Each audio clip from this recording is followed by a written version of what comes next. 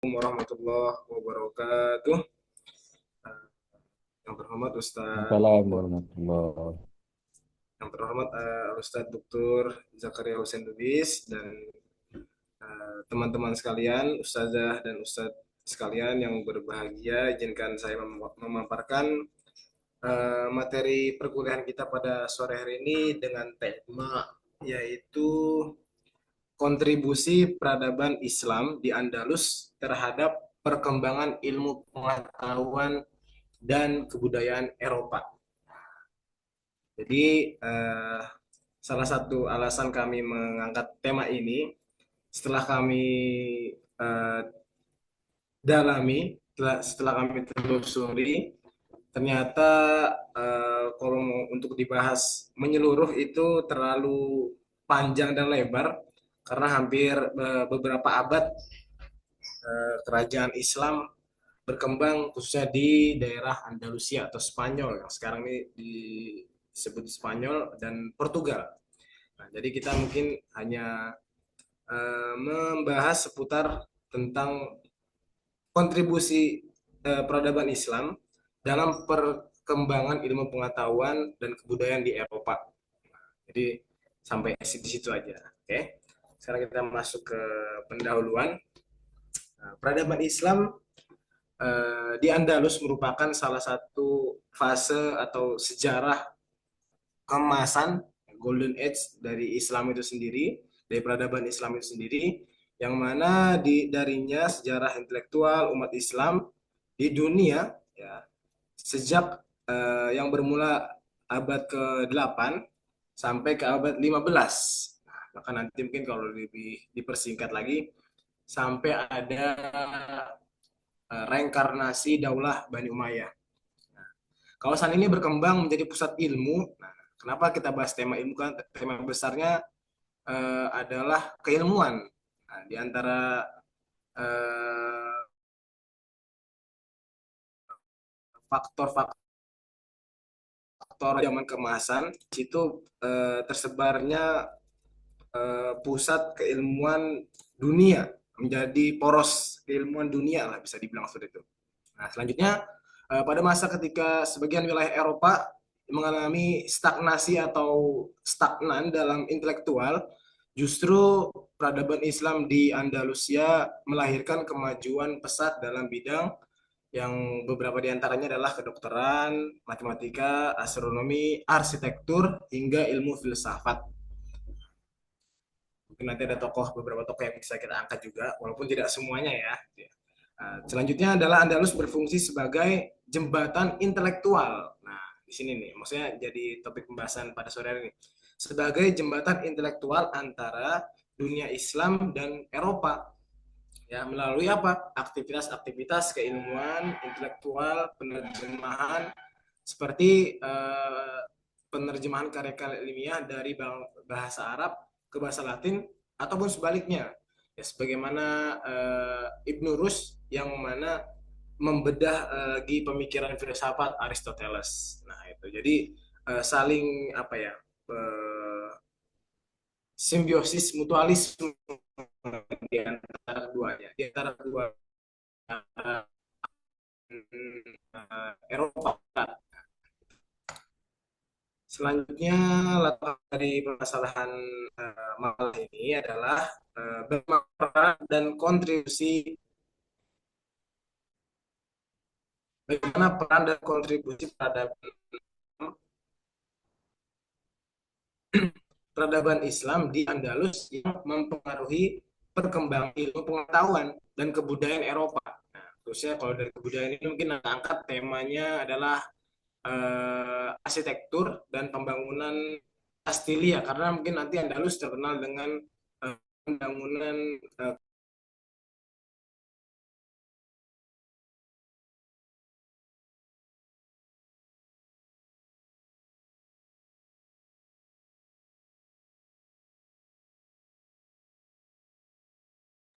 Uh, Hilang orang.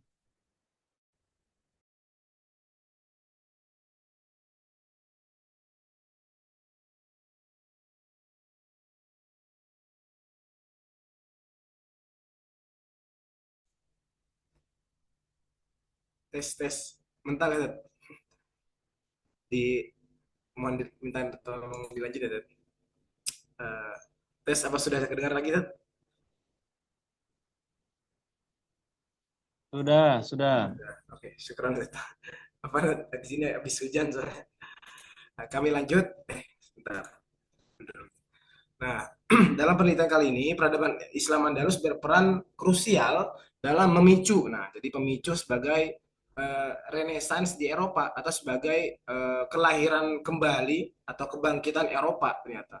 Nah, yang sebelumnya tadi di masa apa ya bisa dibilang di masa jahiliyahnya atau di masa stagnan keilmuannya, nah, itu nanti dengan masuk ke Islam di Andalus, peradaban Islam di Andalus jadi salah satu pemicu Renaissance di Eropa, di mana salah satu faktor terbesarnya adalah adanya transmisi ilmu pengetahuan Yunani dan Romawi yang telah dikembangkan oleh ulama-ulama intelek Muslim serta membentuk kebudayaan Eropa melalui inovasi arsitektur dan toleransi antar agama. Ini juga jadi tema garis besar juga di sini adalah menjadi apa toleransi antar agama meskipun dampaknya sering Maaf, diabaikan Ustaz, mungkin dalam bisa share screen.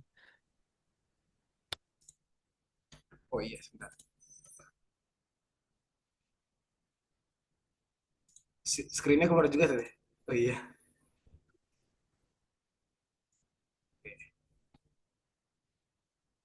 oke kami lanjut ya Dad.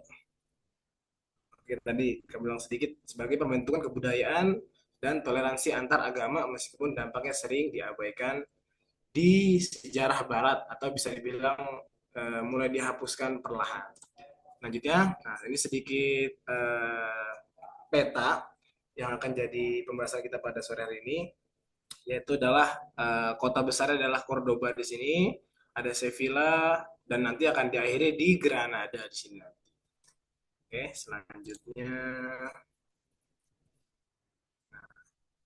masa-masa masuknya Islam di Andalus sedikit, mungkin nggak terlalu panjang ya, Tat, karena kalau dijelaskan panjang lebar ini agak sedikit uh, panjang sekali gitu.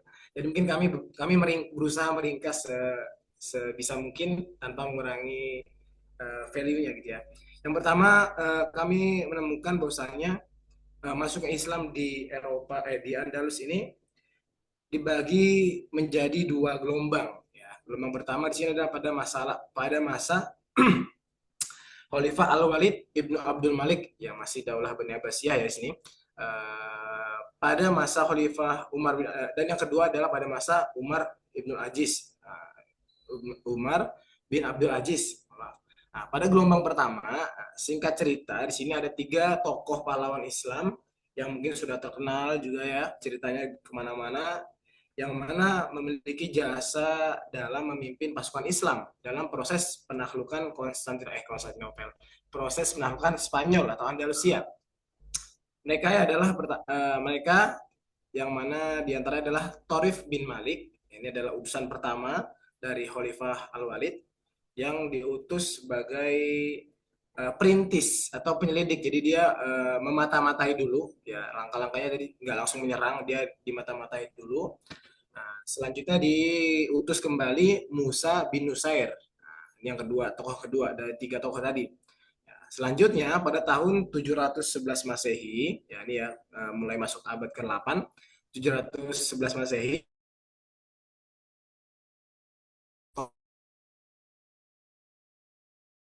jadi penyelidik atau pemata-mata. Selanjutnya dikirimlah Torik bin sebagai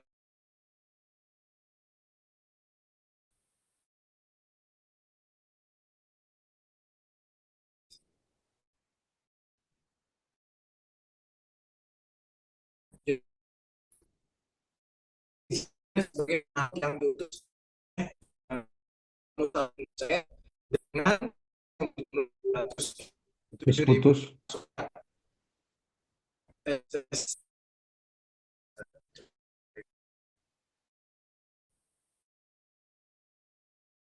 tes tes masih nyambung Zat? Tes Ya, sudah. Oke, mohon maaf ya Tete. Ada kendala sedikit. Oke, kita lanjutkan. Selanjutnya Torik bin Ziyad di sini dengan membawahi 700 7.000 pasukan utama yang dipimpin oleh Torik bin Ziyad sendiri langsung menuju eh, kepada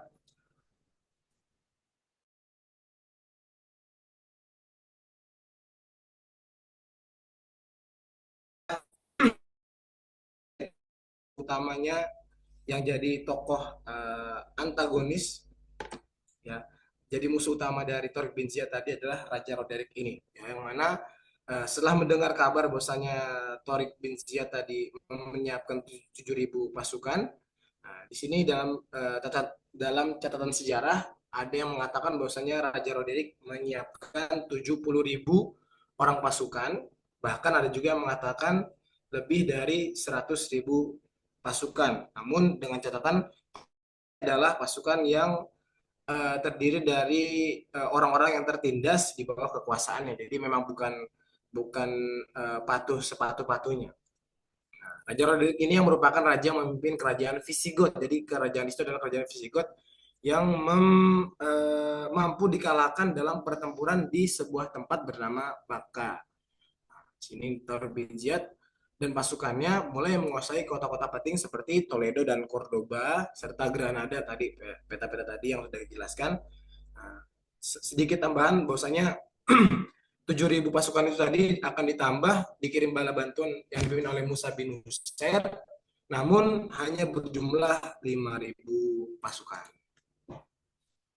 Selanjutnya di sini ada khutbah atau catatan yang menarik dari sejarah Torik bin Ziyad ini, ya, yang mana salah satu cara beliau untuk membakar semangat pasukannya, ya, dengan memberikan khutbah perang, ya. Ya, mungkin sudah ada banyak yang hafal juga, kami bacakan sedikit ini walaupun kami tidak masukkan semuanya karena panjang juga, ya. Ya ayuhan nas ainal mafar al bahru min waraikum wal adu amamakum wa laisa lakum wallahi illa sidq wa sabr, ya, wahai manusia, yang artinya kemana kalian mau akan lari.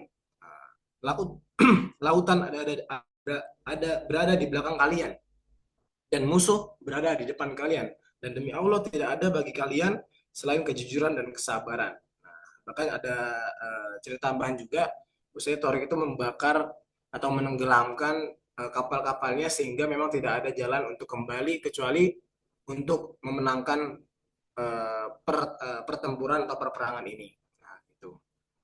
Wa'lamu annakum fi hadhil jazirah adja'u minal aitam. Nah, dan ketahuilah bahwa kalian di pulau ini lebih tidak berdaya atau lebih hina daripada anak-anak yatim.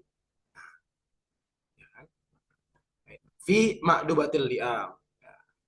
Yang mana dalam zaman orang-orang yang kikir. Waqad istakbaltum adukum, dan sampai terakhir. Dan musuh-musuhnya sudah menyiapkan dengan jumlah yang tadi kita sebutkan. Selanjutnya, nah, setelah itu singkat cerita, ya, dari peperangan itu dimenangkan oleh Torik bin Ziyad. Nah, yang mana jadi awal mula penaklukan di zaman Daulah Abbasiyah. Nah, itu. Jadi pada tahun ke sebentar, kita balik sebentar. Pada tahun 711 Masehi sampai apa namanya? Masa Umayyah masuk, ya. Jadi Daulah Bani Abbasiyah itu menduduki kerajaan di Andalus. Nah, yang mana tadi tokoh-tokoh penaklukannya sudah disebutkan di awal, di antaranya Torik bin Ziyad, Musa bin Nusair, dan eh, Torif bin Malik. Namun ada sedikit kejanggalan karena besarnya pengaruh pengaruh Torif bin Ziyad tadi, Khalifah yang di Baghdad, Khalifah Al-Walid itu takut.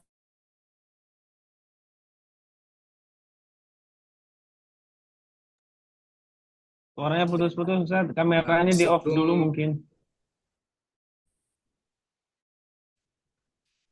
dulu saja kamera, Internetnya jelek tuh. coba coba. Maaf habis hujan di sini jadi agak mendung. Hmm, Coba sebentar. Lebih jelas atau sama aja? Tes cek Lanjut cek. dulu. Lanjut dulu saja. Oke, siap.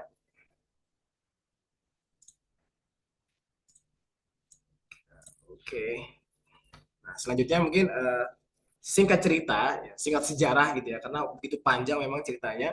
Masuklah ke fase Daulah Bani Umayyah Jilid 2. Nah, yang mana dipimpin oleh salah satu tokohnya itu Abdurrahman Ad-Dakhil atau Abdurrahman pertama.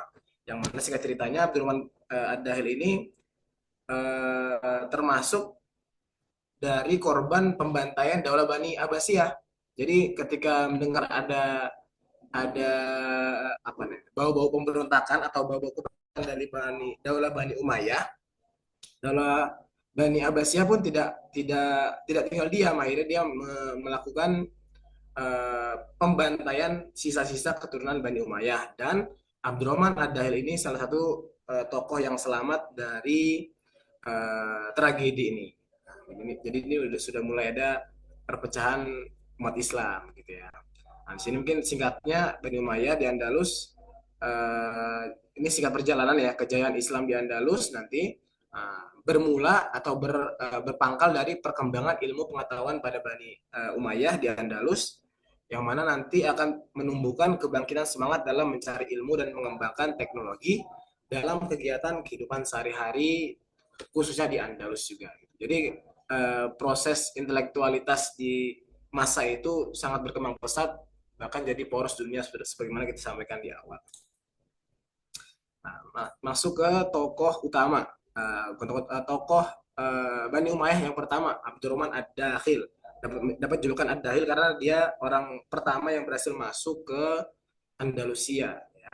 Islam di Andalusia mencapai puncak kejayaannya mula pada masa keemiran atau kepemimpinan Umayyah. Jadi sebelum jadi khalifah, Abdul Malik Dahil dia belum memanggil diri sebagai khalifah, tapi sebagai Amirul Mukminin, pemimpin. Jadi hanya sebatas pemimpin di situ saja, belum, dan masih tunduk pada daulah yang ada di Baghdad. Nah, pada awalnya ini pada masa Abdurrahman Ad-Dakhil pada tahun 755 Masehi sampai 788 Masehi. Nah, selanjutnya Abdurrahman Ad-Dahil ini adalah keturunan dari Bani Umayyah yang berhasil lolos tadi sebagaimana kita sampaikan dan berhasil masuk ke Spanyol. Nah, pada periode ini umat Islam mulai memperoleh kemajuan baik dalam bidang politik ataupun bidang peradaban. Karena apa dibilang politik? Karena pada zaman Abdurrahman Ad-Dahil ini berhasil menyatukan kerajaan-kerajaan yang mana walaupun dia masih beragama Kristen pada zaman itu. Jadi tidak ada paksaan untuk masuk agama Islam pada zaman itu kan. Dan juga masuk peradaban pendidikan. Kenapa? Dia mendirikan Masjid Cordova, ya Masjid Jami Cordova, nanti akan kita tampilkan fotonya ada sedikit, dan sekolah-sekolah di kota-kota besar di Spanyol. Abdurrahman Adahil ini berhasil memulai atau membangun fondasi-fondasi dinasti Umayyah Jilid 2, maka akan pasti dilanjutkan oleh keturunan-keturunannya. Walaupun uh, endingnya mungkin kita sudah mengetahui bahwasanya dari kedinastian itu akan muncul perpecahan dari keluarga kerajaan itu sendiri. Selanjutnya, fase dinasti Umayyah kedua yang dipimpin oleh Abdurrahman An-Nasir, An-Nasiruddin, atau sebenarnya sebelum Abdurrahman ketiga ini ada Abdurrahman kedua yang namanya tuh Abdurrahman Al-Ausad. Nah, cuman untuk meringkas, jadi karena memang tidak ada hal yang akan kita paparkan di sini, jadi kita langsung masuk ke zaman kemasannya, yaitu pada masa Abdurrahman ketiga atau Abdurrahman An-Nasir Lidinillah, memberani dirinya untuk meningkatkan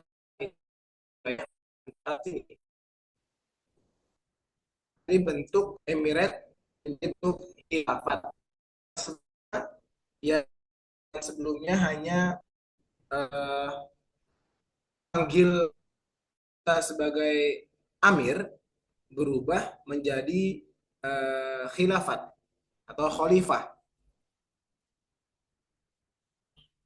Selanjutnya dia mengumumkan dirinya sebagai khalifah di dunia Islam. Nah, dari sini mungkin di Daulah Bani Abbasiyah di Baghdad sudah mulai em, masuk ke kelemahannya pada zaman itu kan.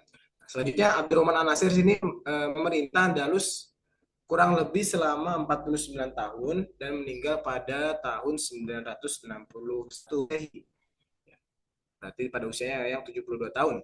Di bawah kepemimpinan Abdurrahman Ad-Dahil ini, nah, pusat peradaban Islam itu ada di kota Cordova. Ya, berubah menjadi yang mana beliau mengubah pusat Cordova sebagai pusat intelektual dengan berbagai perpustakaan yang besar. Nah, jadi salah satu cara beliau membangun apa ya, lingkungan peradaban keilmuan atau intelek itu dengan membangun perpustakaan yang besar. Nah, selanjutnya yang di menandingi kejayaan Universitas Al-Azhar yang di Kairo seperti itu. Kalau sependek yang kami baca, serta berbagai institusi ilmiah yang menjadi daya tarik tersendiri bagi cendekiawan dari seluruh penjuru dunia. Nah, di sini nanti akan muncul Saudi, ya, terus Al-Ghazali dan lain-lainnya. Mungkin akan kita bahas nanti sedikit. Selanjutnya, di sini ada sedikit foto-foto dari bukti kejayaan Islam di Andalus yang mungkin sampai sekarang masih ada penggunaannya, tidak dengan fungsinya. Mungkin ada banyak yang diubah menjadi gereja seperti Masjid Cordoba ini sudah diubah menjadi gereja. Di sana ada Istana Alhambra, di situ ada juga di sini Medina Az-Zahra itu sebagai kota yang dibentuk langsung oleh Abdurrahman Ad-Dahir pertama. Jadi masih ada sampai sekarang monumennya. Ya, tinggal sejarahnya saja. Oke, selanjutnya perkembangan. Nah, ini perkembangan ilmu pengetahuan pada zaman Andalusia di peradaban Islam Andalusia. Yang pertama, sebagaimana yang kita bahas tadi di sebelumnya, keberadaan institusi keilmuan dan budaya yang didirikan di Andalus menjadi faktor kunci dalam memperkuat peradaban Islam. Jadi memang dasarnya adalah keilmuan, ya. Cuman mungkin nanti di sini ada jadi salah satu sebab runtuhnya Daulah Bani Umayyah juga nih di sini nanti di akhir sampaikan. Tidak hanya pada zaman ini, ya, pada saat itu tidak hanya mengembangkan ilmu pengetahuan saja, mereka juga mempromosikan dialog interkultural, ya, dan toleransi yang menjadi dasar keberlanjutan peradaban ini. Maksudnya apa? Adanya eh, hubungan intelektual antara ulama-ulama Islam, ulama-ulama Arab dan non-Arab atau orang-orang Kristen serta orang-orang Yahudi. Jadi saling berkolaborasi lah bahasanya di situ, ya. Dalam bidang toleransi dan keragaman agama di sini, Cordoba menjadi model koeksistensi antar agama atau kehidupan yang bersama lah, kebersamaan antar umat beragama, di mana komunitas Muslim, Yahudi, dan Kristen hidup berdampingan dengan damai pada awalnya, walaupun nanti ada konflik juga ya di era-era nanti, masa-masa perpecahan nanti ada konflik, cuman bukan dari eh, komunitas intelektual, palingnya dari kerajaan demi kerajaan. Nah, tempat dialog lintas agama dan budaya yang memperkaya perkembangan intelektual dan sosial di kota ini, ya kan? Nah, masuklah pada era kejayaan Cordoba yang sering disebut sebagai La Convivencia atau hidup berdampingan antara umat beragama. Ya, yang mana menjadi kontribusi signifikan terhadap pembentukan Eropa modern atau Renaissance nanti. Dengan bukti-buktinya didirikannya Universitas Cordoba. Usaha lainnya tuh tadi seperti mendirikan perpustakaan dan lain-lainnya. Selanjutnya, di sinilah ada beberapa tokoh-tokoh ulama intelek, ya ulama Arab, ya Islam maksudnya, yang mana eh, memiliki peran penting lah ya. Walaupun masih banyak ulama lain ya, tapi yang kami bahas di sini hanya dua tokoh ini. Yang pertama Averroes atau Ibn Rushd, yang kedua adalah Avicenna. Nah, walaupun Averroes ini kami ngambil dari perwakilan filsafatnya, walaupun dia juga berperan dari disiplin ilmu yang lain ya. Cuman di sini kami angkat dari filsafatnya, sedangkan Avicenna di sini diangkat dari yang pasti kedokterannya. Ya. Nah, yang pertama adalah Averroes, adalah salah satu tokoh yang melepaskan belenggu taklid yang menganjurkan kebebasan berpikir. Nah, ini landasan utama adalah kebebasan berpikir bagi umat-umat Kristen, umat-umat Kristen pada zamannya itu, untuk tidak mematuhi hukum-hukum gereja pada zaman, karena mungkin terlalu mengekang dan terlalu tidak humanis atau tidak manusiawi pada zaman itu.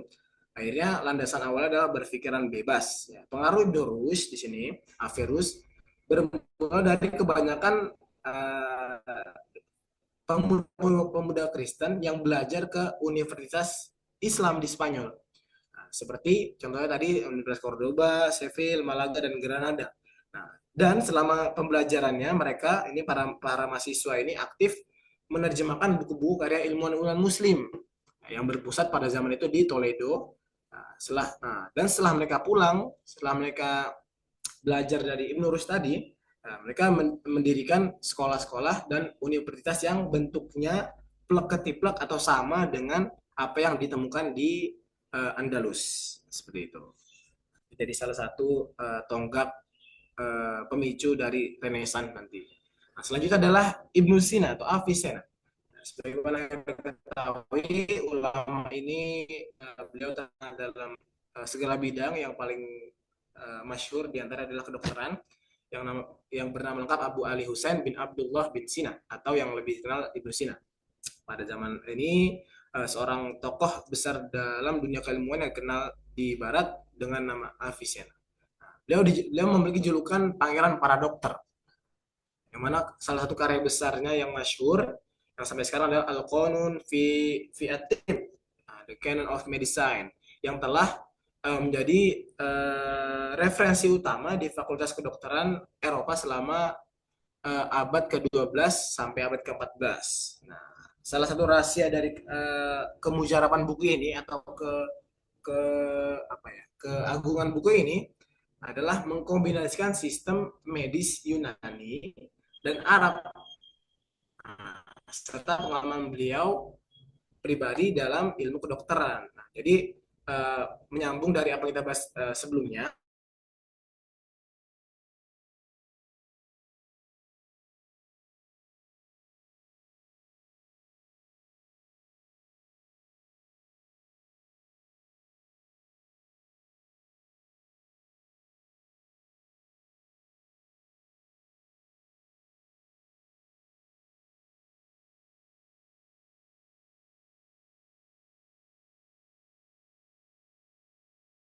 mereka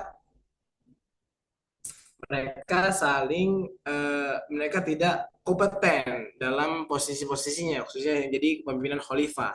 Jadi hanya mengedepankan kekuasaan tanpa dibarengi dengan keilmuan atau keahlian dalam kepemimpinan khalifah. Nah, selanjutnya dari sinilah bersambung ke munculnya dinasti-dinasti kecil atau biasa disebut pada zaman itu Tawaif. Ya, jadi muncul raja-raja kecil yang mana nanti sangat mudah adu domba. Nah, jadi pada zaman itu umat Kristen sebelum dia masuk ke zaman ke apa ya, kemasannya orang Eropa, itu salah satu lemahnya dinasti Andalus pada zaman itu adalah karena terbagi, sehingga mereka mudah diadu sehingga terpecah belah. Jadi ini tiga sebab ini nyambung semua. Yang selanjutnya ini dari faktor eksternalnya itu adalah munculnya konflik Islam dengan Kristen, dan kekuatan asing seperti dari bangsa Viking dan lain-lainnya itu. Jadi ada beberapa tokoh seperti Raja Ferdinand. Jadi setelah udah masa-masa keemasan tadi sudah lemah, terus sudah terpecah-pecah, muncullah keinginan dari orang-orang Kristen untuk Renaissance tadi. Nah, muncullah tokoh di situ, ada Ratu Elizabeth dan juga Raja Ferdinand. Yang terakhir adalah permasalahan ekonomi. Mungkin di sini ada yang mengaitkan bahwasanya karena terlalu fokus dengan ilmu pengetahuan juga tanpa memikirkan kemajuan atau perkembangan ekonomi kerajaan, nah, yang menjadi salah satu alasan runtuhnya Daulah Bani Umayyah kedua atau Daulah Islamiyah Al-Andalusiyah runtuh pada zaman itu dengan beberapa alasan ini. Kesimpulannya, Ban Islam di Andalus ya, sejak abad ke-8 hingga abad ke-15 merupakan fenomena sejarah yang unik. Ya. Di samping dia unik, dia juga sebagai katalisator atau pusat intelektual bagi dunia, di barat khususnya. Melalui kota-kota seperti yang Cordoba, Toledo, Andalus, nah, tidak hanya mencapai puncak kemajuan internal, yang mana ditandai dengan keunggulan arsitektur, kedokteran, dan juga kehidupan sosial yang relatif pluralistik atau konvivensia atau kehidupan berdampingan tadi, tetapi juga memainkan peran krusial sebagai penyaring dan penyalur ilmu pengetahuan global. Dengan demikian, terbukti bahwa Andalus sebagai kolektif dan struktural mempersenjatai Eropa, nah, jadi sebagai senjata Eropa dengan instrumen filosofis dan ilmu yang sangat dibutuhkan untuk abad-abad berikutnya, yang mana dipakai sampai sekarang. Nah, warisan intelektual ini secara fundamental membentuk perkembangan awal pemikiran ilmiah dan filosofis di Barat khususnya, sehingga menggunakan secara efektif menyiapkan landasan kritis bagi masa pencerahan atau yang bisa disebut Renaissance. Nah, muncul satu Renaissance, nah, muncul juga kemunduran peradaban Islam di Andalus, yang mana tadi sudah kita jelaskan, kita dengarkan bersama dari kombinasi kompleks antara faktor-faktor internal dari kerajaan Islam itu sendiri dan juga faktor-faktor eksternal yang dari militer dan agama-agama yang non-Islam. Nah, mungkin sekian yang bisa kami sampaikan, kurang lebihnya mohon maaf. Mungkin kita bisa buka sesi diskusi bagi Ustadz atau Ustazah atau Dokter. Apabila ada masukan dari apa yang telah kita sampaikan, waktu dan tempat kami persilahkan.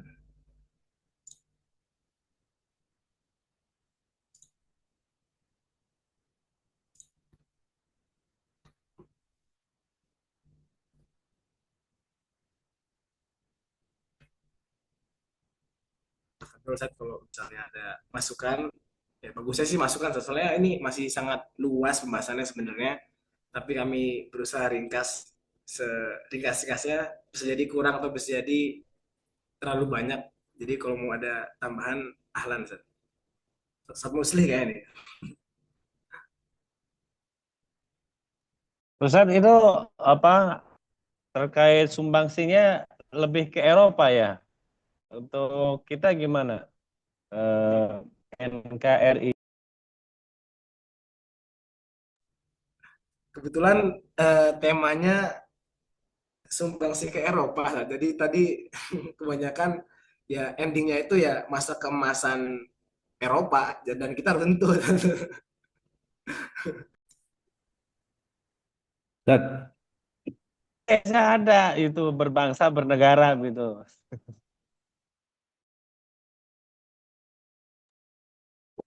jadi Ustadz Malik, eh, sebetulnya yang real, yang itu memang berpengaruh besar, pengaruhnya di kehidupan di Eropa ya, karena kebetulan itu di Eropa, itu sebetulnya apa yang membedakan. Jadi sehingga ketika zaman sebelum eh, Bani Umayyah di Andalusia ini berkuasa dengan setelah mereka berkuasa di sana gitu ya, sampai eh, beberapa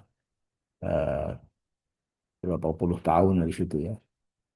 Mungkin itu, bahkan mungkin bukan puluh tahun, beratus tahun ya di situ di Andalusia. Nah, Sadedin. Jadi kalau mau ditelusuri dari sejarahnya lagi itu banyak lebih panjang lagi, karena ada kezoliman kaum gereja. Jadi kaum gereja pada sebelum Islam masuk di sana, jadi eh, bahkan ada yang mengatakan bahwasanya penduduk sekitar itu lebih senang melihat sorban-sorban Arab ketimbang dari eh, kekuasaan gereja sebelumnya. Nah, jadi itu jadi salah satu alasan mudahnya Islam itu masuk ke Andalus karena adanya kezoliman gereja. Nah, dari situ eh, dibuktikan dengan stagnasi apa ya, dari segi keilmuan tuh ditutup. Nah, jadi kalau pas yang sedikit kami baca tadi, dari segi keilmuan orang-orang gereja itu tidak memberikan kebebasan bagi umat beragama di sana untuk berilmu. Nah, jadi dibiarkan bodoh aja, nah, gitu. Itu jadi salah satu alasan stagnanisasi intelek di Andalus di Spanyol sebelum Islam masuk. Nah, yang ini mana jadi salah satu alasan Islam itu mudah masuk ke Andalus gitu. Kalau menjawab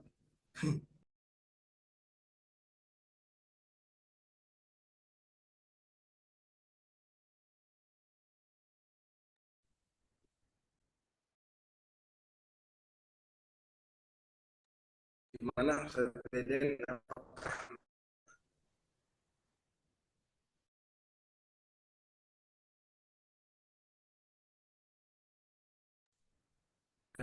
mikrofonnya masih di mute saudara. Oh, ya terkait keruntuhannya Andalus, eh, eh, Bani Umayyah di Andalus itu kan tadi salah satunya karena terlalu fokus ke ilmu ya, sebenarnya tidak memperhatikan aspek lainnya. Nah, saya juga nggak tahu mungkin tokoh-tokoh yang di Andalus ya, yang di Andalus itu siapa aja, karena eh, bersamaan dengan sebetulnya Muawiyah di Andalus itu ya di belahan lain di Asia gitu ya, itu Bani Abbasiyah yang pegangnya, yang muncul juga para ulama-ulama di zaman yang sama gitu. Nah ini mungkin eh, ulama-ulama siapa saja yang ada di Andalus, kemudian tadi apa yang paling fenomenal gitu yang dipersembahkan para ulama yang atau yang dihasilkan lah boleh bilang hasil hasil penelitian atau hasil belajar mereka sehingga itu yang mempengaruhi Eropa sehingga Eropa akhirnya berani melakukan eh, Renaissance ya dengan kebangkitan baru dari masa kegelapan walaupun mungkin kalau dilihat dari sejarah agak jauh dikit tahunnya ya di 1300 sementara kan kalau Andalus ini kan 1250-an sudah jadi ada jarak 50 tahun kira-kira gitu ya. Eh, dari sedikit yang saya baca itu seperti itu. Mungkin bisa di spill juga nih Ustaz Malik.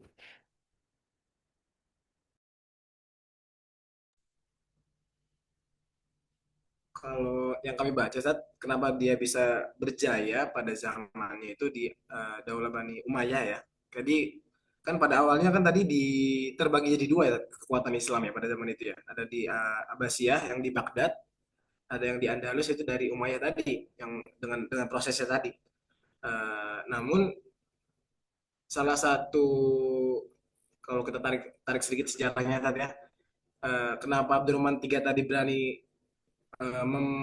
apa ya memproklamasi atau mengangkat dirinya itu sebagai khalifah yang sebelumnya hanya amir itu karena di Baghdad pun sedang tidak baik-baik saja katanya gitu ya. Ya, yang kami baca gitu ya. Jadi ada kemunduran di Daulah Islamiyah, Daulah Abbasiyah yang ada di Baghdad. Jadi uh, wazir-wazirnya atau khalifah-khalifah yang selanjutnya di Daulah Bani Abbasiyah di Baghdad itu juga hanya sekedar putra mahkota yang tidak ahli memimpin. Nah, jadi kalau bisa kami simpulkan, ini menurut opini kami pribadi tuh memang pusatnya itu semua jadi ke Andalus. Jadi ketika Andalus sudah naik, ketika Umayyah sudah naik di Andalus, yang di Baghdad sudah nggak bisa ngapain. Jadi cuma sekedar, bahkan kami sempat baca tuh hanya sebagai khalifah boneka, hanya sebagai formalitas. Nah, Terus kalau sumbangsinya itu mungkin kayak banyak ilmu-ilmu apa ya yang dari bernaskahkan Arab itu, jadi lebih ke ini Zat, penerjemahan karya-karya tokoh-tokoh ulama ke dari Arab ke Latin nah, gitu. Cuman kalau eh, contoh-contohnya mungkin seperti yang tadi kami sebutkan ya sedikit tuh, tapi yang kami baca baru itu emang Zat. Yang lain mungkin ada yang menambahkan seperti karya-karya dari Ibnu Rus sendiri, ya kan, kayak dari fikih, dari filsafat dan lain-lainnya, bahkan Al Ghazali itu jadi apa ya eh, pusat peradaban keilmuan khususnya yang mungkin masih bisa kita rasakan sampai sekarang, bahkan masih dibahas di bangku perkuliahan sampai sekarang. Nah, itu mungkin dampaknya sampai kita sampai saat ini. Cuman kalau detail lagi mungkin dari Ustadz kalau ada yang mau menambahkan, ahlan Ustadz, biar lebih ramai, biar lebih seru. Syukran Ustadz.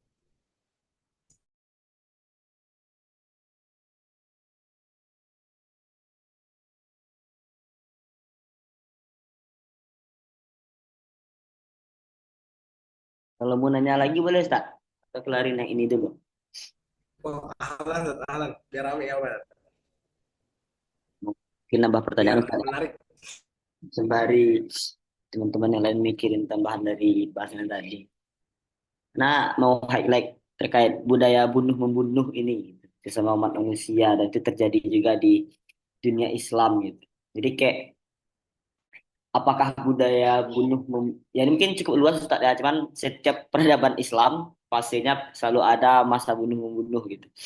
Jadi ini sebenarnya akar budaya bunuh-bunuhan ini memang alamiahnya manusia atau kekurangan literasi terkait pentingnya kehidupan manusia atau bagaimana gitu. Karena sampai di dunia Islam sendiri pun budaya bunuh membunuh itu masih ada gitu. Di zaman keemasannya juga gitu. Bahkan sampai sekarang mungkin lebih kawan-kawan yang ekstremis ya yang memakai ideologi bunuh membunuh gitu. Cuman zaman dulu seolah-olah legal bunuh membunuh gitu. Nah, bagaimana nih Ustaz dalam paradigma sejarahnya budaya bunuh-membunuh ini, terutama dalam peradaban Islam? Insya Allah Ustadz. Kayak amazing. Kalau dari budaya ya nih ya, budaya itu sebenarnya kalau kami sependek pengetahuan kami itu di Al-Quran pun sudah di-spill sama malaikat gitu kan. Kenapa ketika malaikat menanyakan kepada Allah, kenapa engkau menciptakan makhluk yang akan menumpahkan darah? Nah gitu. Jadi kalau mungkin apa ya? Kalau dari segi Al-Qur'annya kan seperti itu ya. Ketika malaikat bertanya kenapa Allah menciptakan makhluk yang yasfikut dima gitu kan, yang menumpahkan darah itu, sebenarnya itu udah jadi apa ya? Spoiler bahwasanya nanti ke depannya entah itu umat Islam atau non Islam atau Islam sama Islam itu akan ya sebagaimana kita ketahui tadi, walaupun mungkin apa ya? Karena ada ego ataupun sekedar perebutan kekuasaan. Ya, jadi ya mau nggak mau kan dari zaman dari semenjak Nabi Muhammad wafat pun ya, sudah ada perpecahan bahkan antara sahabat dengan istri Nabi yang kita udah bahas sejarah-sejarah sebelumnya itu. Nah, jadi mungkin eh, apa ya resiko apa ya masa resiko orang yang hidup pasti mati gitu ya, tapi ya walau lebih suap ya, tapi menurut kami itu ya sudah menjadi mau disebut fitrah tapi kayak negatif ya. Ya mungkin memang seperti itu adanya gitu ya. Nah, mungkin kita sebagai yang sekarang masih bisa berpikir jernih, bisa mengambil hikmah atau kesimpulan dari pelajaran-pelajaran sejarah sebelumnya. Mungkin seperti itu kalau ada yang menambahkan, ahlan ahlan jiddan.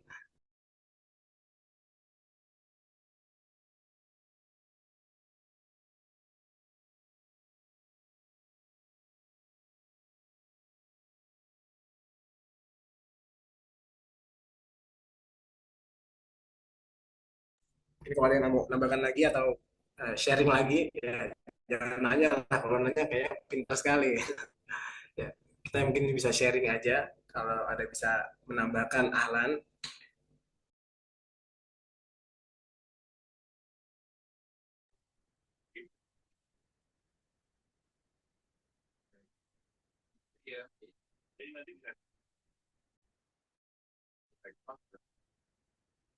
Izin Ustaz.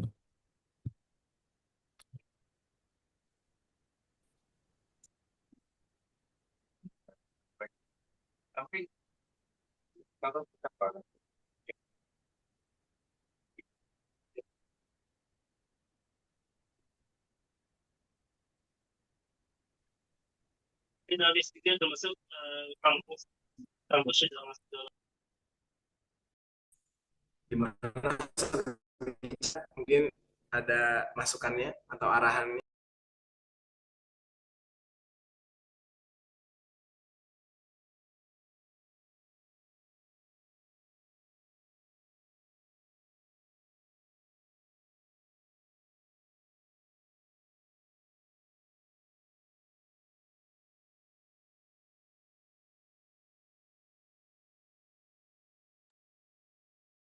Boleh bertanya Ustaz?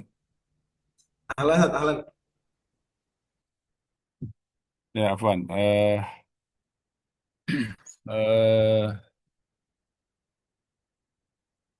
maaf ya, bukan bertanya barangkali ya.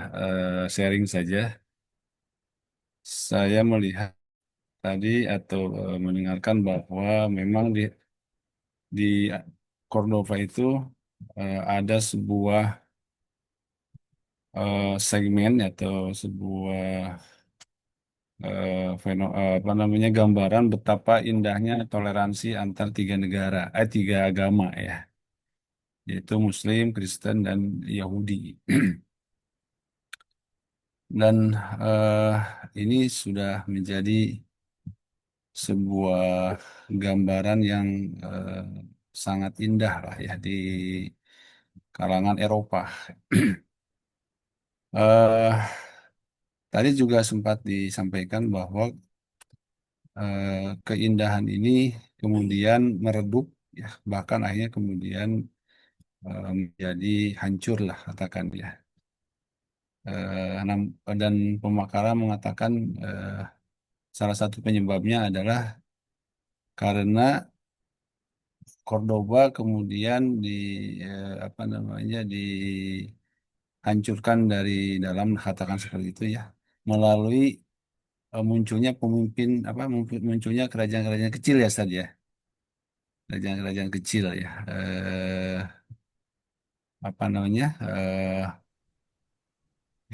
Taifah ya, apa ya namanya lupa saya. Adanya Taifah-Taifah atau adanya kelompok-kelompok kecil. Nah, kalau yang pernah saya kaji ya, pertama mungkin sebelum keruntuhan itu ada kekuatan ya, kekuatan yang menopang kenapa Muslim, Kristen, dan Yahudi itu di sana begitu hidup rukun ya. Ternyata kalau kita baca sejarah, itu bukan karena sekedar adanya toleransi perasaan di antar mereka ya. Namun lebih kepada adanya struktur politik Islam yang kuat yang saat itu dinahkodai oleh Abdurrahman III ya kalau nggak salah tadi ya, di masa puncaknya itu, dengan menerapkan konsep perlindungan terhadap ahlu zimmah, sehingga nampak sekali pengaruh penerapan syariat yang kuat ini memang secara ya secara fikih juga itu akan melahirkan apa namanya kedamaian ya, rahmat, dan kemudian adanya pelaksanaan jizyah di antar mereka sehingga mereka dilindungi ya, dan adanya kebebasan bagi mereka untuk menjadi, mereka di sini maksudnya non muslim ya, untuk menjadi atau berkiprah di bidang eh, apa ekonomi praktis, pedagang, ada yang jadi dokter, eh, dan konon jadi pejabat administrasi kalau nggak salah ya, Ya. karena kelihayannya menghitung gitu ya, seperti orang-orang Yahudi itu. Namun keberadaan kiprah mereka itu tidak menjadi persoalan yang persoalan perpecahan ketika otoritas Islam kuat. Jadi garis bawahnya itu di otoritas Islam yang kuat. Nah, ini kalau bisa kita bandingkan ketika Daulah Umayyah kedua ini dilemahkan ketika siapa ya yang terakhir itu wafat ya, kemudian terjadi perpecahan, perebutan kepemimpinan seperti yang disampaikan tadi oleh Ustaz, eh, apa namanya, sampaikan oleh yang lain ya, maka kekuatan otoritasnya kan jadi lemah, sehingga kemudian melemahkan fungsi-fungsi atau hak-hak yang harus diterima oleh warga negara, termasuk dalam hal ini kafir zimni ya, yang tadinya haknya terlindungi kemudian menjadi terabaikan karena konflik yang terjadi di dalam. Ini menurut analisis saya ini adalah struktur yang paling kokoh menurut saya untuk membangun toleransi, di mana kekuatan otoritas ini menjadi basic utama. Karena apa? Karena kepemimpinan dalam Islam kan kepemimpinan basoriah ya, kepemimpinan kemanusiaan. Artinya manusia yang memimpin. Sehingga hal-hal yang bersifat kemanusiaan tadi ya sampaikan oleh Ustaz, saling membunuh itu sangat mungkin terjadi. Sebagaimana di sistem-sistem yang lainnya. Di demokrasi, di kerajaan, bunuh-bunuhan itu sudah hal yang menjadi, ya itulah manusia gitu ya.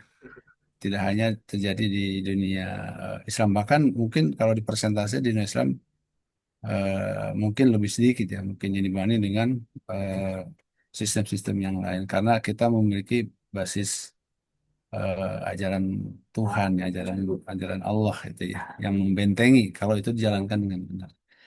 Tapi kalau kemudian itu tidak dijalankan dengan benar, maka eh, kehancuran demi kehancuran ini sangat nyata, sangat nampak gitu ya. Seperti contoh di Palestina lah gitu ya.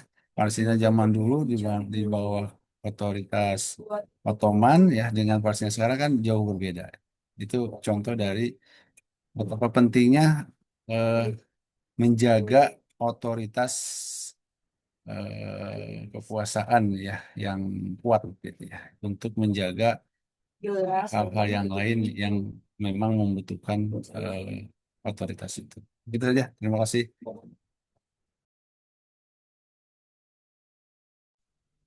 Syukuran Ustaz Richard tuh jadi ringkasan pembahasan kita itu memang di situ Ustaz, maksudnya.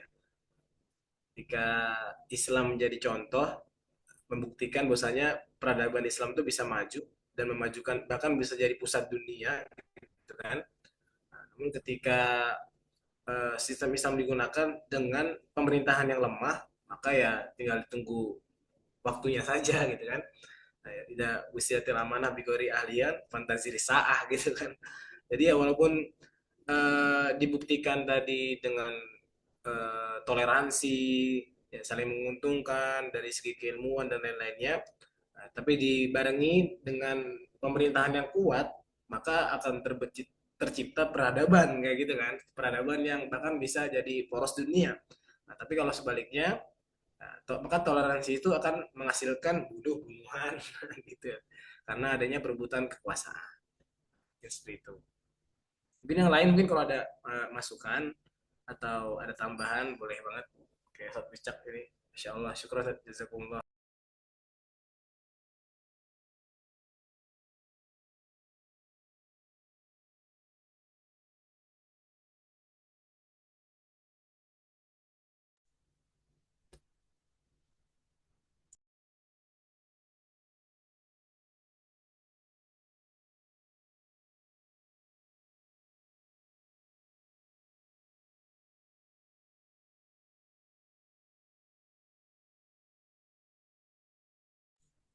Gimana Zat? Apa ada masukan atau kita cukupkan?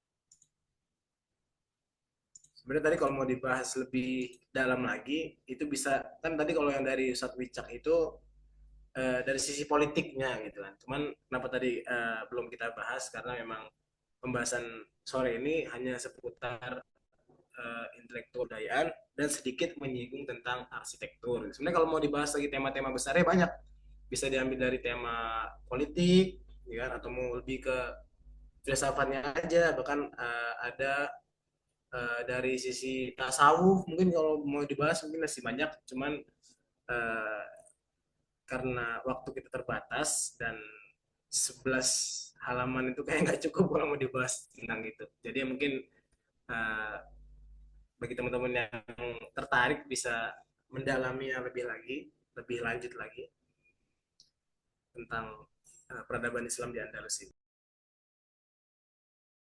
Terkait ulama-ulama ya dari Andalus itu kan, kalau yang namanya Qurtubi itu kan berarti asal Andalusia ya. Al-Qurtubi nama lain mungkin Al-Andalusi itu seperti Ibnu Hazm ya kan, dan lain-lain. Ini belum di-spill nih dari keilmuan apa, keilmuan Islam apa nih, belum apa yang berjaya. Nampaknya banyak ulama Islam itu dari Andalusia itu. Ya, yang harum sampai sekarang begitu namanya. Mungkin bisa di-spill. Bukan kalau tadi kan dikaitkannya ilmu sains ya. Nurus misalkan filsafat dengan beliau juga pakar fikih ya. Cuman ya keilmuan sepertinya Andalus itu mantap dari sisi keilmuan ya, sampai-sampai mungkin banyak ulamanya harum namanya sampai sekarang. Tapi coba minta di-spill lah beberapa.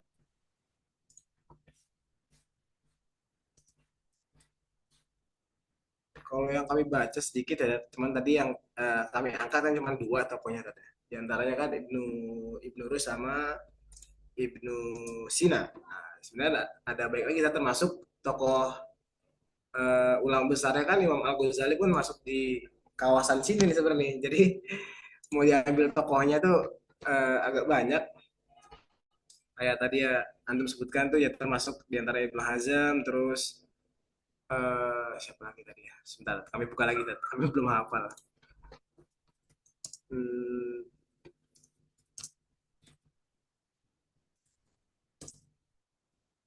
Andalusia.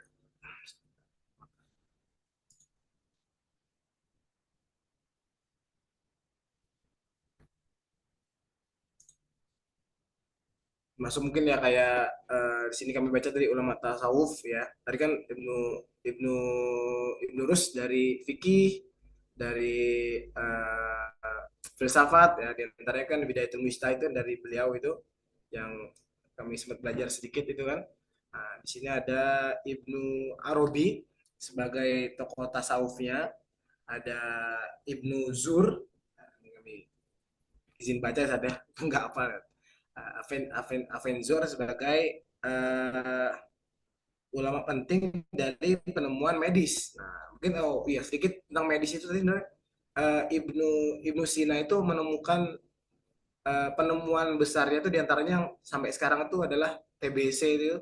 Bahwasanya TBC itu penyakit yang menular yang bisa uh, ya menular gitu kan, diantara itu ada Ibnu Firnas di sini kan sebagai insinyur astronom ya ilmu falak sekaligus pelopor ekstremis penerbangan. Ibnu Firnas, ada Asyatibi sini sebagai ulama besar ilmu usul fiqh, tokoh dari Maqasidus Syariah dan lain-lain. Ibnu Bajah yang sudah kami baca tadi ada sebagai dari ahli logika, astronomi dan filosof, dan masih banyak lagi. Tapi memang kalau mau dibahas keilmuannya itu bisa jadi satu tema sendiri.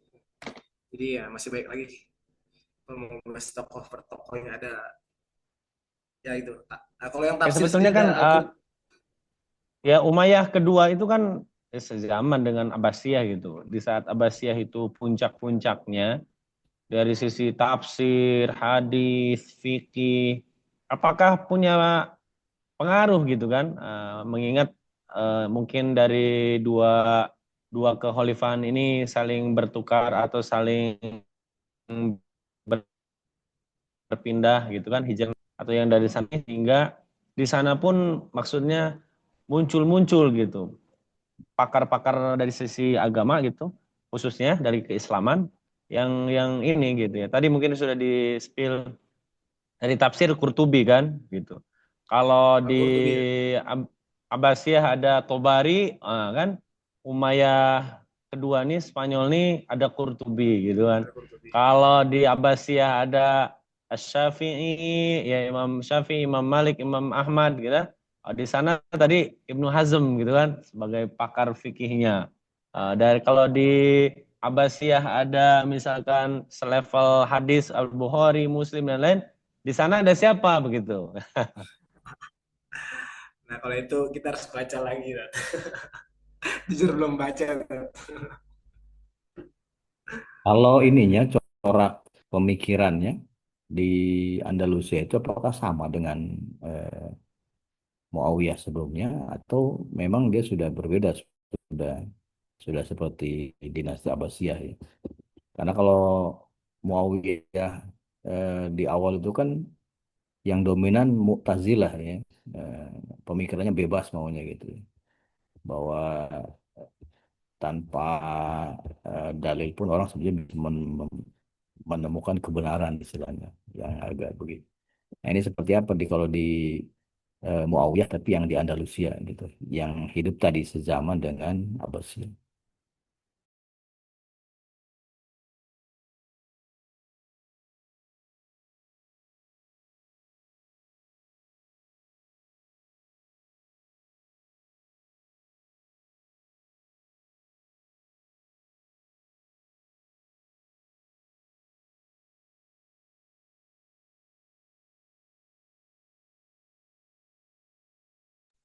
Kalau yang kami baca di sini, Tat, kalau corak pemikiran dari segi keagamaannya, ketika di Andalus ini lebih kepada Sunni moderat, Tat. Jadi lebih kepada pemikiran yang beraliran Ahlus Sunnah wal Jamaah.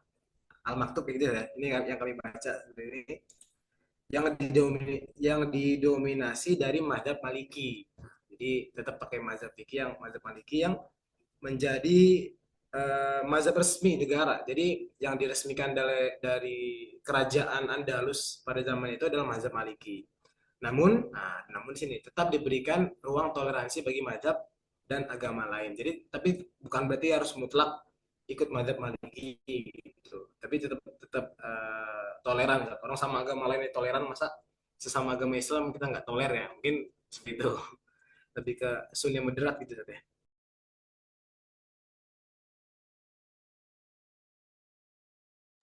Oke, berarti berbeda jauh dengan Muawiyah sebelumnya gitu ya. Sahih.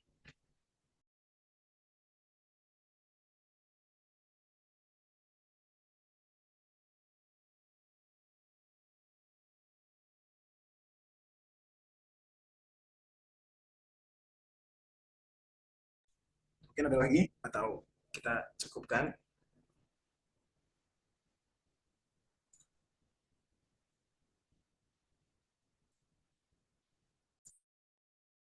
Ustaz Malik, gimana ini? Andalus ini sisa nama aja Islam di sana. Habis sama sekali. Kita refleksi dan muhasabah ini. Menurut antum bagaimana ya sampai bisa Islam sisa nama, bangunan masih ada ya, Islamnya sudah hilang lenyap sama sekali gitu ya. Ini mungkin pelajaran apa yang bisa kita nih ambil gitu dari presentasi antum ini ya, khususnya dalam artian bagaimana sih Islam berjaya gitu kan, berjaya di sana akhirnya lenyap tak berbekas begitu. Kira-kira apa refleksi kan saya bilang pengalaman itu guru terbaik gitu ya. Terus ada dikoreksi pengalaman yang direfleksikan lah guru yang terbaik. Di sejarah itu juga guru terbaik tapi sejarah yang direfleksikan gitu ya. Ayo coba.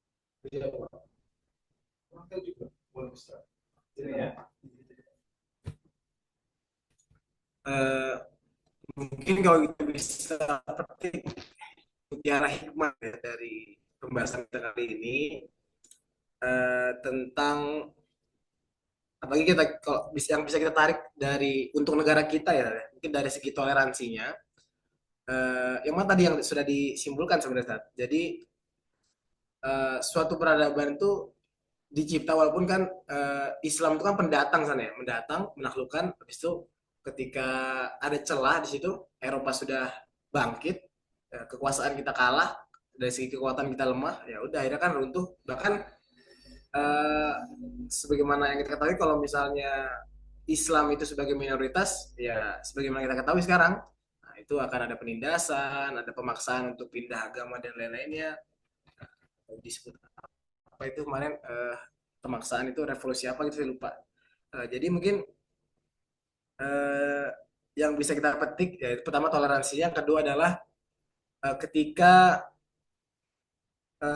apa ya, sesuatu eh, peradaban itu dipimpin oleh seorang pemimpin yang tepat, ya kan, dengan porsinya yang tepat juga, mau bagaimanapun eh, perkembangan itu pasti ada gitu. Maksudnya masih bisa jadi eh, suatu peradaban yang mendunia. Nah, gitu. Mungkin kita bisa tarik benang merah ke Indonesia nih, ketika Indonesia mampu bertolerir atau bertoleransi antar umat beragama dan berkolaborasi. Jadi bukan cuma sekedar toleransi, tapi kita berkolaborasi di situ. Berkolaborasi tentang kebudayaan, keilmuan dan lain-lainnya. Itu mungkin bisa jadi akan ada Andalus-Andalus selanjutnya yang lahir di Indonesia mungkin gitu ya. Walau bisa gitu kan. Mungkin dari ya foto dari kelas ini gitu kan, dengan perdebatan ilmiah yang mengembangkan eh, kritis gitu kan, kritis berpikir, mungkin bisa jadi salah satu modal untuk kita ya mengembangkan atau membentuk suatu peradaban gitu kan ya. Kalau misalnya dikembangkan lebih jauh lagi tuh masih sangat bisa gitu. Terlebih lagi dengan perkembangan teknologi mungkin bisa didukung di situ. Jadi smartphone benar-benar jadi smartphone, bukan jadi hal yang tidak smart gitu mungkin. Refleksi dari anak aja tadi itu opini pribadi. Ya, lebih ke ini berarti ya, apa toleransi antar umat beragama ya. Ya, itu mungkin ya. Ya, ketika suatu negara itu majemuk, toleransi terus dijunjung tinggi gitu ya. Kalau tidak, perpecahan dan bisa merugikan kaum muslimin itu sendiri gitu. Mungkin contohnya mungkin bisa kayak gini ya. Kalau Islam memimpin walaupun dia itu sebagai mayoritas, umat yang beragama lain tetap aman gitu, tetap bertolerir. Namun sebaliknya ketika Islam itu jadi minoritas, ya udah sebagaimana kita ketahui ya terjadi di dunia ini seperti itu. Mungkin bisa jadi salah satu bukti Islam itu agama yang benar yang kita percaya sampai sekarang ini, mungkin gitu.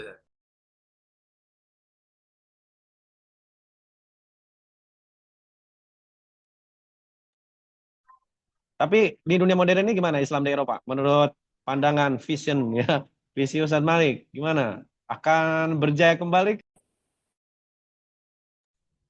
Kalau dari berita media sosial ya, pertumbuhan umat beragama khususnya agama Islam di Eropa tuh pesat sekali saat mungkin dari bahkan selain Asia pun di seperti di di Jerman di itu. Bahkan pun entah entah ini politik atau enggak, umat Prancis saja yang sebelumnya tidak bela Palestina jadi pro Palestina, jadi walau bisa ya apa itu politik atau segala macam, cuman ya apakah ini tanda-tanda kiamat gitu. Walau bisa. Izin Ustadz masuk Ustadz. Alan Alan Eh, Afwan Ustadz, ketika mendengar kata-kata refleksi dari Ustadz Musli, kemudian jawabannya Ustadz Malik, eh, timbul sebuah kekhawatiran gitu. Maka menjadi sebuah pertanyaan bagi saya, mungkin bisa dijawab oleh Ustadz Malik dan Ustadz Musli atau yang lainnya, terkait dengan keadaan negara gitu. yang saat ini sepertinya kita sedang berada di fase Andalusia atau Abbasiyah akhir ini ya.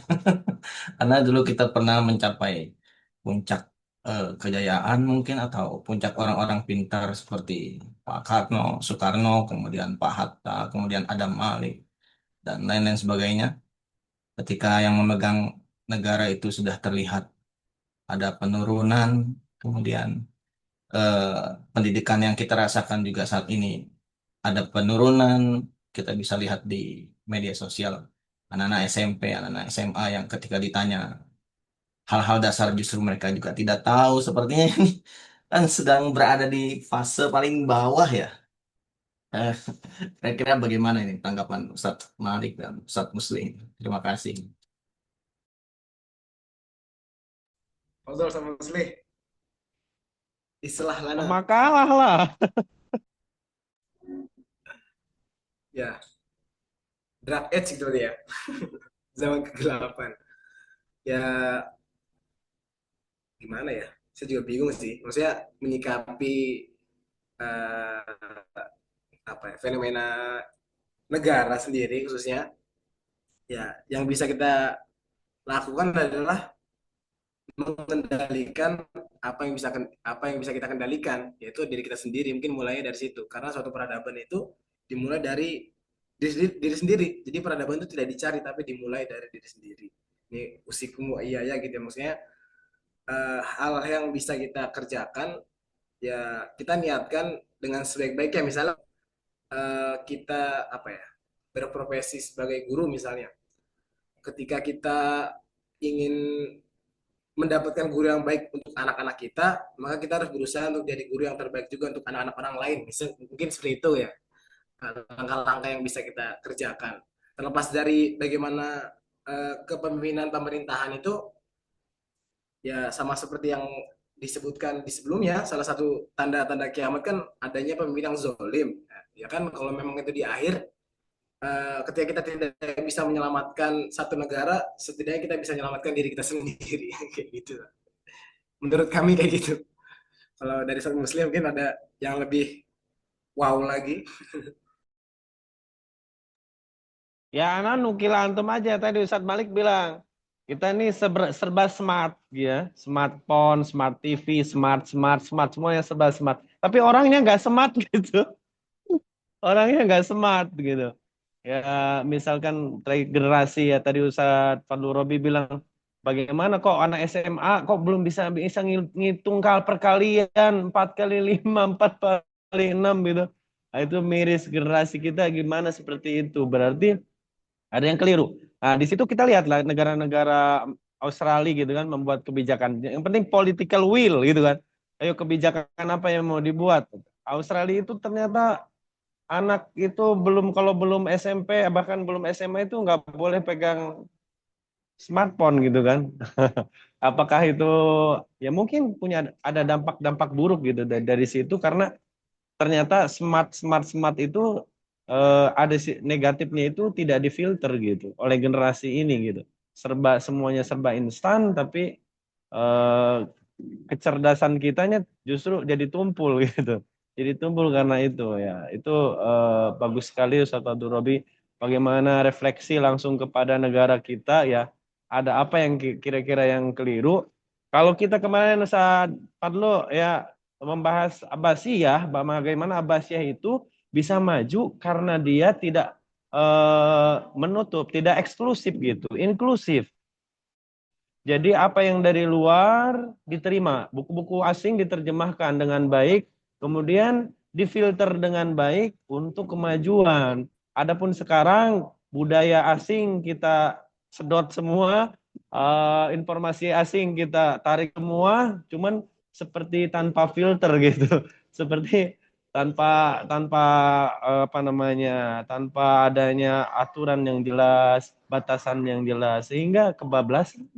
Semuanya serba kebablasan. Mungkin itu aja.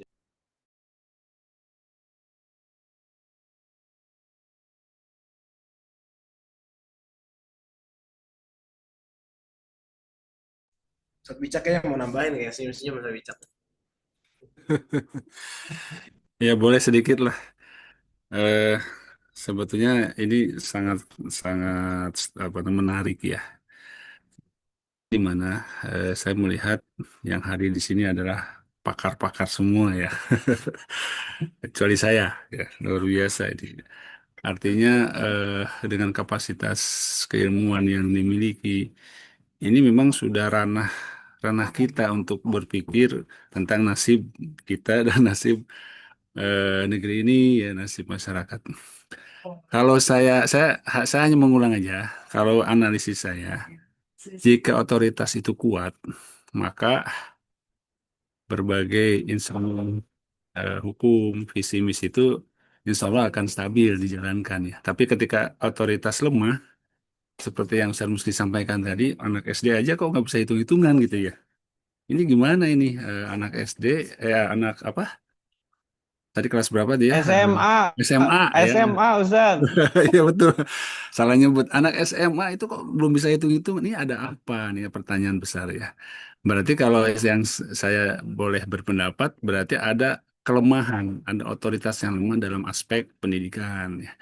Tidak eh, apa tadi sejarah yang terrefleksikan gitu ya. Membaca sejarah yang terrefleksikan. Padahal kan kalau mengacu mengaca kepada kejayaan Abbasiyah, kejayaan Umayyah sebelum keruntuhannya, kejayaan-kejayaan bahkan kejayaan Rasulullah lah yang dulu kita pernah bahas itu dengan berbagai pendekatan wahyu yang udah jelas-jelas itu tidak mungkin salah begitu.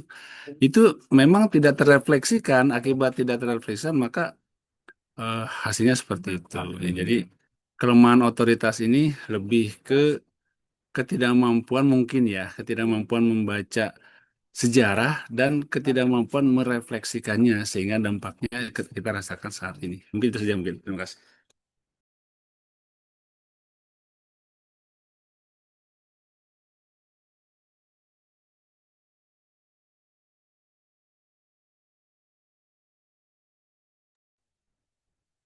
Untuk meramaikannya makalah, bagaimana pendapat makalah, saya akan merumuskan di RPS itu sejarah peradaban Andalus dengan penciptaan manusia. Bagaimana pendapat Anda itu? Eh, Apa sinkronnya antara peradaban Andalusia ini yang pembahasan makalah itu dengan penciptaan manusia ini? Silakan.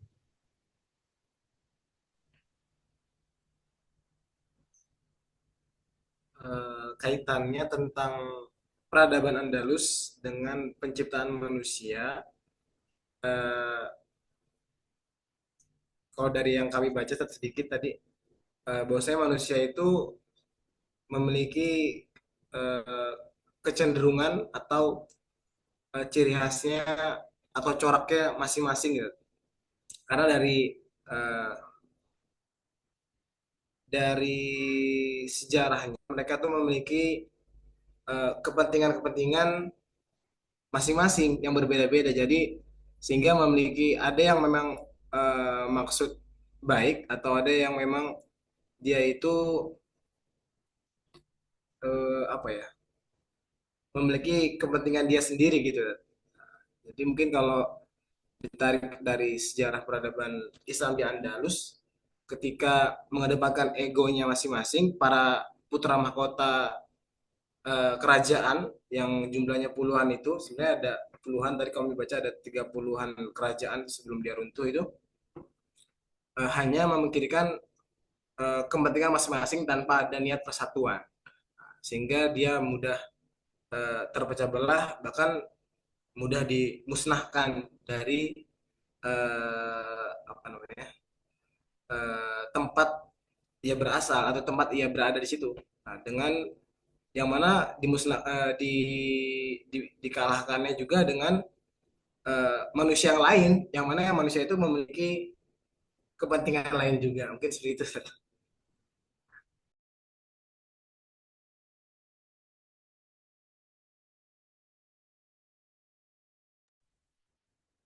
Yang lain ada Pak, bisa menangkap ide saya Pak. Kenapa saya buat dirumuskan penciptaan manusia dengan peradaban Andalus ini? Ada yang bisa menangkap idenya nggak? Silakan, ini berlaku untuk semua nih Pak.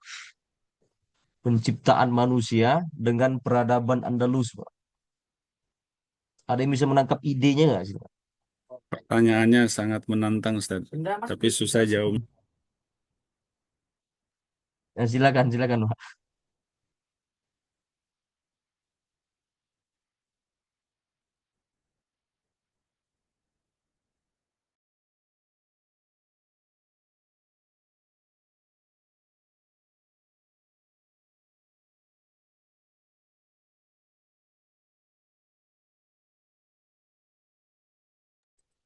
Kira-kira apa yang terjadi, Pak?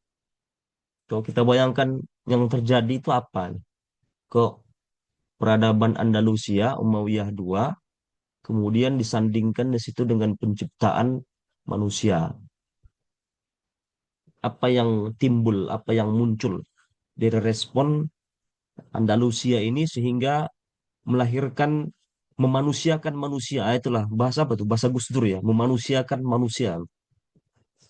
Selama ini kan manusia tidak manusia nih, selama ketika abad apa namanya di Eropa. Ada yang bisa nangkap ide ini, sehingga menjadi memanusiakan manusia.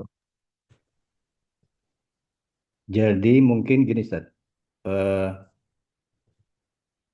di masa-masa sebelum itu Andalusia, memang terutama di Eropa kali ya, itu kan zaman kegelapan di mana eh, sosok manusia itu memang tidak ada kebebasan. Semuanya dalam kungkungan doktrin, terutama gereja waktu itu ya. Makanya dulu kalau kita belajar, seingat eh, saya tuh belajar di sejarah itu udah Dark Age namanya, zaman kegelapan. Cuma memang di sejarah, kalau di sejarah umum itu tidak diceritakan bahwa eh, munculnya pencerahan atau Renaissance itu eh, seolah-olah tidak ada yang mempengaruhi, tapi ujuk-ujuk aja gitu ya. Padahal ternyata kalau kita teliti seksama itu adalah efek dari peradaban Islam yang ada di sana, yang terutama dibawa oleh Muawiyah di Andalusia. Dan di situ eh, sesuatu yang sangat berbeda yang membuat orang juga jadi tadi ya seperti yang disampaikan pemakalah, sehingga orang ngelihat ya Islam, manusia mau jadi manusia itu ya harus berislam gitu ya, sehingga dia ngelihat sorban lebih suka ketimbang ngelihat mungkin jubahnya pastor atau jubahnya para apa muka agama Kristen saat itu, karena semuanya memang mengintimidasi, menguasai, bahkan tadi ya, mengekang gitu ya, membelenggu lah. Nah inilah mungkin yang jadi seolah-olah manusia itu seperti hidup kembali gitu ya, menjadi sesuatu yang baru yang jauh berbeda dari sebelumnya. Mungkin itu Ustaz, walau alam. Oke, ada lagi, Pak? Ada lagi yang lain? Izin, Ustaz. Izin, Ustaz. Nah, silakan. Betul, betul, Ustaz. Ini jadi saya terinspirasi Ustaz Deden ini. Mungkin jawabannya nggak utuh. Tapi dari aspek yang lain, Ustaz. Pertama begini, kan sinkronisasi dengan penciptaan manusia ya. Kalau dipikirkan, manusia itu kan makhluk berakal. Kemudian manusia itu memiliki kehendak lah ya, memiliki roda, memiliki sesuatu yang ingin dieksplorasi dah ya. Dan sekaligus juga manusia itu ditetapkan sebagai eh, makhluk yang menanggung amanah dengan apa ini Jailun fil ardi khalifahnya itu. Nah, kalau lihat di apa di Andalus ini mungkin semacam aktualisasi itu, Ustaz, di mana eh, ketika akal manusia diberikan ruang gitu ya, yang sangat cukup oleh otoritas tadi itu ya, maka ini melahirkan sesuatu yang luar biasa, peradaban yang indah, yang cantik, yang wah pokoknya mah apa ya cahayanya Eropa lah pada saat itu ya, dari sisi ilmu pengetahuan, filsafat dan seterusnya. Kemudian juga eh, apa namanya ada ya itu termasuk seni ya, ada unsur artistik di situ dan manusia berkreasi dengan bangunan-bangunan yang maha indah ya. dan lain sebagainya ya. Dengan juga tidak mengenyampingkan itu apa aktualisasi dari amanahnya itu. Ya, kalau saya sih lebih cenderung amanahnya itu mungkin yang memiliki dominasi yang paling kuat tadi ya. Karena ketika amanahnya dicabut berantakan semuanya itu. Ini Ustaz Afwan. Oke, cukup lah Pak, 17.30. Ya, saya ini aja ya, simpulkan. Sudah tepat lah jawabannya itu Pak. Jadi kenapa saya merumuskan RPS itu antara Andalusia dengan penciptaan manusia, ya ya kayak Pak Deden tadi itu ya, eh, masa-masa kelam, masa-masa kelam manusia yang berakal, yang bebas berakal, berpikir, dikungkung ya dengan kekuatan doktrin gereja yang sangat ketat sekali, yang menjadi political will juga ya.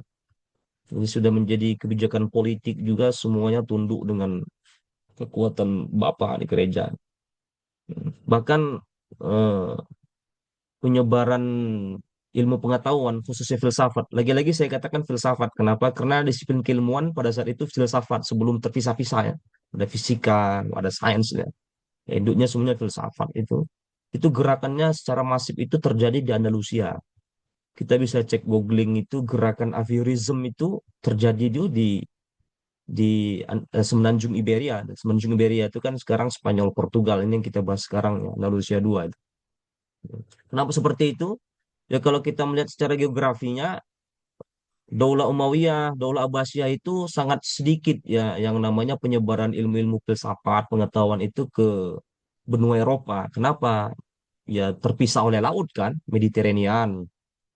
Pintu masuk ke Eropa itu kalau dari daratannya itu ya Turki. Turki juga dibelah dengan selat apa? Selat Bosporus ya. Jadi pintu kan Turki itu kan apa dua benua deh. Benua Asia masuk dia sebagian, masuk lagi benua Eropa itu kan dipisah dengan Selat Bosporus itu. Jadi sangat lamban ya ilmu pengetahuan khusus filsafat itu masuk ke dunia Eropa itu amat lambat ya. Beda dengan gerakan Averroes yang di Andalusia itu. Dan pemakalan bahas itu tuh Ibnu Rus, tuh Ibnu Sina, tapi gerakan Averroes itu yang menjadi gerakan yang sangat dahsyat, yang sangat masif terjadi di video Eropa. Karena satu daratan kan. Semenanjung Iberia itu bukan hanya dua negara. Sebagian Prancis itu masuk tuh Gunung Perennial tuh kan. Karena satu daratan langsung kan. Dan ya, apa namanya Prancis terus sampai ke ujungnya apa itu ya ujungnya Eropa tuh ke Rusia. Terutama nanti di Italia sama Prancis itu. Jadi lebih kalau kalimat saya itu ya Andalusia ini cikal bakal kembalinya fitrah manusia lah ya di Eropa. Kalau Renaissance kan lama tuh nanti yang abad 14, 15, 16 Renaissance. Dan terbukti ya, gerakan Aviorism ini yang dulu ini bapak-bapak gereja ini kan memaksa ini. Bagaimana filsafat-filsafat ini itu harus melayani mereka itu. Jadi istilahnya ilmu dari khusus filsafat itu ya tugasnya itu bagaimana melayani para bapak itu. Jadi pelayannya, jadi babu lah, istilah kasar jadi babu. Jadi filsafat itu jadi babu untuk penguatan iman. Jadi bagaimana caranya apa bahasanya? Memanipulasi. Ya, bisa juga ya dibilang manipulasi. Oke, bagaimana caranya filsafat itu melayani para bapak gereja itu? Misalnya ada pemikiran-pemikiran yang menantang itu, bagaimana dikristenisasikan lah ya, apa ya, diteologiskan lah. Jadi istilahnya pelayan lah. Filsafat itu pelayannya Bapa tuh. Makanya muncul filsafat patristik tuh. Filsafat patristik kan itu apa ya, tujuan utamanya itu kan bagaimana filsafat ilmu pengetahuan itu yang melayani Bapak gereja. Jadi di kristenisasikan lah filsafat tadi itu. Tapi dengan gerakan Averroes muncul universitas baru, termasuk tadi ada Cordoba di ya semenanjung Iberia, nanti muncul lagi di Italia. Jadi lawan dari filsafat patristik itu muncul filsafat skolastik itu. Itu bisa di googling aja. Itu respon dari filsafat patristik ya. Ya filsafat ini sebagai pelayan para bapak gereja, akhirnya muncul filsafat skolastik. Jadi filsafatnya sudah tersekolahkan ya, yang menjadi cikal bakal Renaissance. Renaissance ini tidak akan muncul kalau tidak ada filsafat skolastik ini. Nah, filsafat skolastik ini itu respon dari gerakan Averroism. Eversum ini kan Ibnu Rus ya. Ibnu Rus, tokoh filsuf Islam yang terkenal. Ini gerakan yang sangat masif terjadi di Eropa. Jadi lahir kembali lah ya manusia, apa memanusiakan manusia itu loh bahasanya, memanusiakan manusia. Nah, gerakannya sangat cepat karena satu daratan, tidak ada pemisah di situ. Seperti daulah sebelumnya, Umayyah atau Abbasiyah. Saya rasa itu ya. Silakan di closing statement pemakalah. Ditambahkan saja pemakalah ya. Yang saya apa tadi? Terangkan tadi itu, Anda tambahkan respon dari Andalusia itu munculnya skolastik tadi ya. Bisa Anda tambahkan itu aja nih. Respon dari peradaban Andalusia itu munculnya skolastik di Eropa ya, yang akan cikal bakal nanti Renaissance ya. Dari Dia gerakan pemakalah ya. dari gerakan Averroism tadi ya. Iya, gerakan Iberism itulah memunculkan filsafat skolastik ya, Nah, memanusiakan manusia.